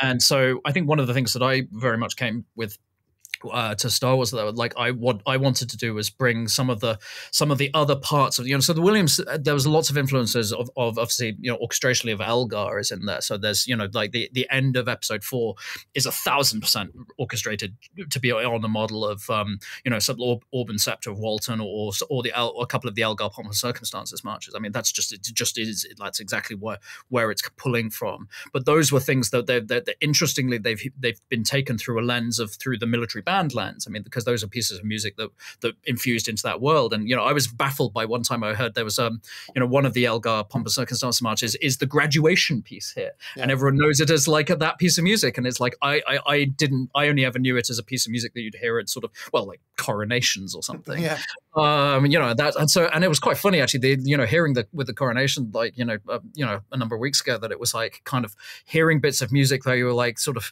the funniest one by far is the one that people think is the Champions League music, which is Zadok the Priest is Handel, but everyone like goes it's the Premier League music, it's the Champions League UEFA. so but it's funny how these things take on a through the lens you see them through. And so one of the things I wanted to bring to it was some of the sort of more obscure things, for example, where you had like on the episode 4 there's a big influence of Stravinsky, and Rite of Spring is obviously something that there was a piece that's dear to John Williams' heart, clearly, because he there's orchestrational techniques that he absolutely borrows and makes his own. And so we were Woody and I, we were like, well, what if we do that with Messiaen? What if we do that with Henri Dutilleux? Sort of, and also, what if we do that with, sort of some of the music of like Bogano is 1,000% heading towards like Gerald Finzi or some more obscure British composers, British post-romantic composers. So again, it was that thing of like, how do you sort of come at the problem instead of trying to like write the thing, like see what path they were going down and sort of take that path to your own location. And that, I think that's usually the best way to do it. Because I mean, and the same thing with Star Trek as well, because it was like one of those things where it's like, if you just try and do it, you're never going to beat I mean, it was done so well. Like trying to beat it, you're only ever going to fall short. But if you set yourself a different destination, but just use the ethos of how that person got there, then you stand a chance of doing something reasonably good, hopefully. So it's a wonderful place for us to bring this to a close. I couldn't not bring up Star Trek because obviously it's a fascinating challenge as a composer to take like the two biggest, most culturally, omnipresent pieces of science fiction, if not just sort of two of the biggest pop culture presences, sci-fi or otherwise, that have such distinct. One of the things that's, I have a painting. This painting right here is literally Jerry Goldsmith that I have in my studio. He and Leonard Bernstein side by side here, and one of the things that I find so remarkable is that, and you watch interviews with Goldsmith from the early 80s and late 70s when confronted with Star Trek, he basically says, oh, well, they basically wanted Star Wars but different. And I just had to come up with something that felt like Star Wars but different. And the crazy thing is that's exactly what he did. It is that grand capital R romantic use of the orchestra, and yet you would never confuse them. They are so different from one another. And so having to get really deep down the headspace of one, and then suddenly being in a position of having to take on the other. But tell me if this is a correct summary. Everything that you just said about, it's not so much about trying to repurpose Williams' gestures, but look to where he did his homework and saying, how can we absorb that and basically do a parallel move to Williams of just listen to the same things, let them influence you, and then see where it takes you. If you approach that in the same way, you end up with a Fallen Order score, and it's very organic to Star Wars and all that well and good. Picard, by season 3, Picard specifically, obviously, felt like it was actually the opposite. It felt like this is a deliberate love letter. This is homage with the best of intentions. This is not what was Goldsmith inspired by, but how can we sort of like bow down and pay tribute to the master? Is that a fair summary? Yeah, 1,000%. And, I think one of the things was with that was we frequently were like with that, we were like, what would Jerry have done with this picture? And not sort of like what try and get a parallel path, but like, what would he have actually done with this picture? And, a lot of that, we looked at things like, I chatted with Frakes quite a lot on set about First Contact and saying like, well, look, what was that experience like? Like, how did you do that? Because obviously you're coming in, when they made that, they had a very similar kind of thing. They were like, we're making a new movie. And I think that, I can't remember when the previous movie had come out before that, but it had been a while, I think, before. A few years, for sure. Yeah, and so I was like, okay, well, how do you sit down? And he said, well, the main thing that they wanted was a new tune. He said, like they said that he knew that they needed something that wasn't, you couldn't just be ba ba ba ba ba. I mean, it's great. Or Alexander Courage, you can't just cycle through these things for the whole show, or otherwise you're dead. So and we obviously they had this wonderful sort of theme that Jerry came up with, which I think is one of his greatest tunes he ever wrote. It's just staggeringly beautiful, ridiculously good. But I think in one sense there was still this kind of an idea of an ethos thing in that sense of saying like, okay, well, what would he have done with this thing, as opposed to sort of where Goody I didn't really look at Fallen Order and say like, what would John Williams have done with the score? Yeah, right. But with that one, we were very much looking at that thing. But I think sort of saying like, really looking at the themes and seeing like, what do they actually mean? And the thing that I discovered much more so, I think, than I ever realized was that, with the Star Treks, I don't think Jerry Goldsmith ever really saw walls between them. There's definitely ones where there's themes that only appear in one here and there, but the illuminating thing was the busy man motif from Star Trek V, which was something that we knew we were going to go back to Commander Data, and Data was going to be a big part of this thing. So I was like, okay, well, that's, through Nemesis Insurrection and, that became very much something that's associated with him. So, but in looking at that, saying, okay, well, that there was no wall at the end of Star Trek V saying this is just this is just here. It's a motif that's used wider. So we looked at, for example, the First Contact theme and said, like, what is this theme?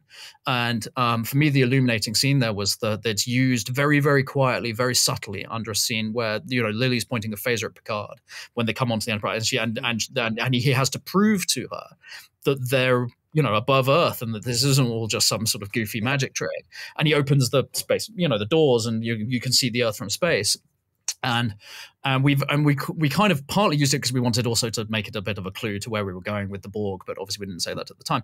But we wanted to sort of say this is the kind of nostalgia for spaceflight theme, and there's you know and so the way that theme is used at the end of First Contact, yes, it represents First Contact, but what it is, it's really all us as the audience and the Star Trek, you know, the Enterprise crew looking at this great moment in history. Like, here's the moment where aliens, first time they, you know, humanity realized they weren't alone, and this guy comes off as, you know, Vulcan comes off and says hello, basically.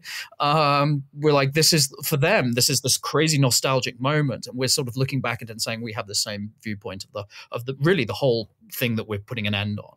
And so that was, I think, the kind of overriding thing that we wanted to do with the score. We said, like, we're looking at the whole picture here, and that includes the movies, and includes everything up to here, and like, maybe we'll never be allowed to play with this ever again, but like right now we're just going to take a step back and look at this thing and go, look how awesome this thing is.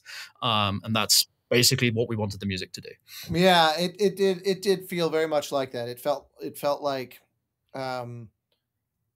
somebody being given the chance to play with toys that they really loved, and they really just wanted to kind of like evangelize for the specialness of those toys to the world. That's what it comes across from the writing and the production. And I think it's very telling that the entire cast would sign on to it to come back after all this time. You know, obviously, if it was, I'm sure there have been other attempts that didn't pan out over the years since Nemesis. You know, I would imagine there just has to have been where it wasn't that clearly that was not the goal, and so it didn't feel like, well, why would we do it? You know. And I think that was the overriding thing that I knew that something really cool was going on was that I have a sort of a couple of mobile studios that I can move places if I need to, because one of the things that Terry Matalas likes to do is he actually likes to sit in the back of the room while I write, which sounds, most composers are like that. I'd rather die. I'd literally rather die. But with him, it's brilliant. It's like a complete exception to the rule. And, you know, where I came up with the Titan theme was basically me sitting at the piano going round something about several hundred times at least, and him sitting in the room going like, oh, that's cool. Well, that's cool. I like that. And he's brilliant at asking questions. He's like I always joke, he's kind of like a good composition teacher in a way, despite the fact he like doesn't write music. The coach thing again, I guess. Yeah, you know, he's good at, he asks, he's like, and his usual thing is he's like, are you committing to the idea? He's like, are you committing to what you're doing? He said, like, because like, if you're going to shut up at this point in the music, shut up. He's like don't like peter out. No, he's like, no, like come out and come in. And like, he likes the music he's like, and the other thing is he knows if I ever sit and try and explain a cue to him, I'll like play him a cue and say, and I'll be like, so in this cue, I'm going to do this and do that. He's like, just play the cue.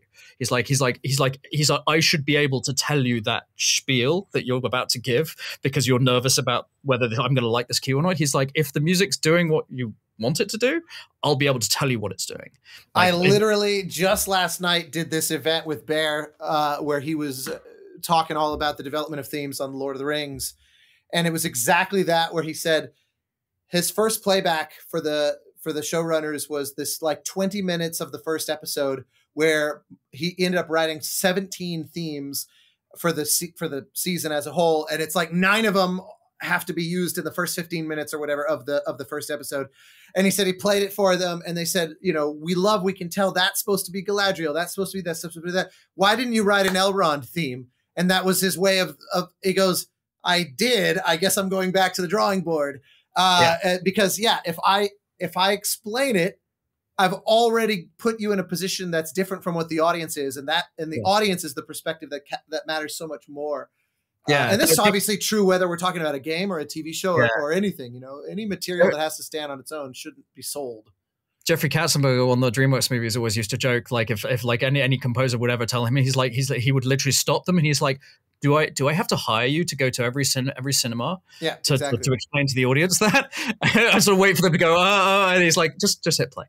It's fine. Just play. It's all good. It's 100%. Well, I really loved the spotting of that reveal of the Titan.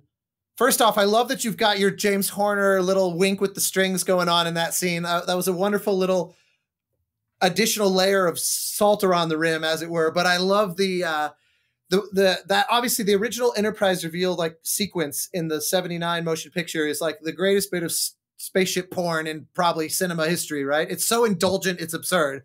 And but it's so committed to lean on that phrase. And what I loved, it was I literally sitting there watching it moments after the thing aired or unlocked on Paramount Plus, where the winks to the Goldsmith theme as a way to go, you've seen this sequence before, but then to as a preface to the Titan theme, it felt like it felt I could just feel at the helm was somebody who really knows this franchise. It was so endearing to me that you weren't going to just show us the Titan and go bum bum bum bum bum bum bum, and it was like, okay, because what a missed opportunity to make your own stamp. But there was something about winking to it when we're kind of approaching with the Goldsmith theme as just to kind of like rev up the engine that I thought was savvy spotting. It was one of those. It was very clear what was at play there, and I just loved it. It was very awesome. With Bat, I think basically the thing that Terry always used to say, who's like, it's sort of like it's like the toys in the box with the plastic shrink wrap on it. It's like, and it's basically was like it's and you can completely understand with a lot of things where people have these massive franchises and they want to take them somewhere, and there's an inherent thing that you go of like, oh, we're not going to use that, we're not going to touch that, we're going to leave it in the box in the shrink wrap and admire it, but not do it because you feel that that's not something you want to do and you want to make your own thing. And I think the thing that you have to have a very conscientious and ally in your showrunner. You have to have someone who's basically says it's okay to take that out of the box. It's okay to pull the shrink wrap off, and it's okay to play with it too. But what you have to do is then say like, okay, what we're gonna do is treat it with the greatest of love. And that one of the things that Gordy and I did on Fallen Order that we very much kept over into Survivor. And Survivor, you only hear the Force theme. You hear it once. There's a boys' choir version of it, which we actually recorded with the choir from my alma mater, from where I was a singer in London. They came in to Abbey Road and we recorded them, which was for me was a lovely way of coming full circle. Yeah. But you hear it there's one bit in the Stone Spires area in the game where it's basically we wanted it to sort of use it as a kind of a High Republic callback of like of his this echo of the past, the Jedi of the past, and this amazing sense of ancientness and sort of almost spirituality to it. Mm-hmm. But then we don't use it again, I think, until the very end of the game. Yeah, and so the final cutscene really, I feel like, is where you kind of finally are reminded of the wider view. That's exactly it. It's just that thing of like you have to treat these things like precious gems, and even because the worst thing with Star Wars is if like you have the themes wall to wall, it's like the I was liking it to the wallpaper on the kid's bedroom who loves Star Wars. You're just like, is this a Star Wars game? Have you forgotten? And it's sort of and when we have collaborators on who are making the game or making these projects who are confident in what they're doing and are able to say like, we don't have to constantly remind you because we're telling our own story and our new idea, but we're doing it with the greatest of reverence to these things. I think that's where you end up in a wonderful place because it allows you to sort of again look at the ethos of how these are done. And another really good one for me was Voyager, when we used the Voyager theme with in the space in the Fleet Museum. Yeah. With and Jerry's performance there is so great, and she just and you can see the sort of the meaning of it and the weight to both her personally as an it's very meta. It definitely is definitely the actor talking in equal measure as the character. Yeah. And so just that, and the two things that there were two moments in the series that I said like these are the moments that you want to feel like we're touching the themes the way she touches the button to turn on Voyager, where she pauses for a second and really thinks about. She's like, she knows what she's going to bring on screen, and she pauses for a second. And actually, there's another thing in her performance in the first episode in the Leaving Space Dock scene, where before she says engage, she sort of goes, you can sort of see that she's like, it's again a meta thing. She knows the weight of the things she's saying, and she's being given the, you know, and Jerry knew where the season was going, for where she knew what the end was going to very much mirror that sequence, and so the thing of being handed the keys to the car, but someone saying you can drive it wherever you like. I mean, that's the privilege of doing that, I think, is what stands out most, and you just want to honor the ethos in which it was done before. Can't end it better than that. I thank you, sir. Lots of wonderful. I was planning to talk for 2 hours about Watch Dogs, but this was excellent instead. So, no, seriously, man, thank you. Really, just loads of great stuff. I appreciate your generous, almost 2 hours here of generosity of your time, really letting us dig in. And last few years, I've been able to kind of inadvertently keep tabs on all the great stuff that you've been up to, because between Matt Friedman and Tom Straley, I'm constantly working with the same guys, and Kristen. So, I know you're always up to something, and and it's always exciting to see what it is, and the work always stands very, very firm. So, thanks again for doing this. Oh, my pleasure. Thank you. Absolutely.